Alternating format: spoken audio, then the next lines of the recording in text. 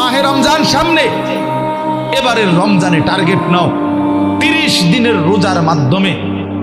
দিল থেকে আল্লাহর কাছে এইভাবে 30টা দিন হাতে গুনে তুমি আল্লাহর সাথে ওয়াদাবদ্ধ হও যে আল্লাহ 30 দিন আমি রোজা রাখবো, এবং যৌন চাহিদা, লজ্জাস্থানের চাহিদা, অশ্লীলতা, বেহায়াপনা, নর্তকী, নাচ গান, উলঙ্গ ছবি দেখা, নারীকে নিয়ে চিন্তা ভাবনা, মেয়েকে নিয়ে অশ্লীল চিন্তা ভাবনা, অবৈধ কোনো প্রেম সম্পর্ক, হারাম কোনো রিলেশন, এই সব ত্যাগ করে বন্ধু 30টা দিন মনোযোগ দিয়া রোজা রাখো, তারাবি পড়ো, ইফতার করো, সাহারি করো, তাসবিহ পড়ো, তেলাওয়াত করো, কোনো আলেমে দ্বীনের সাথে উঠা বসা করো, ইমাম সাহেবের সাথে সম্পর্ক করো। ইনশাআল্লাহ দেখবা